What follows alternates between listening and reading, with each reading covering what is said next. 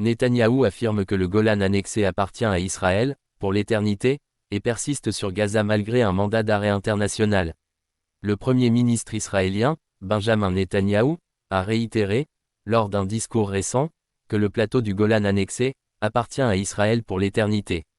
Parallèlement, il a déclaré que les opérations militaires en cours à Gaza se poursuivraient, en dépit de son statut de personne visée par un mandat d'arrêt international pour crimes de guerre et crimes contre l'humanité. Lors d'une déclaration publique, Benjamin Netanyahou a affirmé que le plateau du Golan, annexé par Israël en 1981, appartient à Israël pour l'éternité. Cette région, stratégiquement située entre Israël et la Syrie, demeure un point de friction majeur. L'annexion n'est reconnue ni par l'ONU ni par la majorité des pays, bien que les États-Unis sous l'administration Trump l'aient reconnue en 2019. Israël justifie son contrôle sur cette zone par des considérations sécuritaires, arguant qu'elle protège son territoire des menaces émanant de la Syrie et de groupes alliés à l'Iran, tels que le Hezbollah. Pour la Syrie, il s'agit d'un territoire illégalement occupé, et sa restitution demeure une revendication majeure dans toute éventuelle négociation de paix. Un mandat d'arrêt international ignoré. Benjamin Netanyahou fait face à un mandat d'arrêt international, émis par des organisations internationales et soutenu par plusieurs ONG de défense des droits humains, pour des accusations de crimes de guerre et crimes contre l'humanité. Ces accusations concernent notamment les opérations militaires menées dans la bande de Gaza, où de nombreuses voix dénoncent des violations graves du droit international humanitaire, incluant le ciblage de civils et la destruction massive d'infrastructures. Malgré cela, Netanyahou a déclaré qu'il ne s'arrêterait pas maintenant, affirmant la poursuite des opérations militaires à Gaza.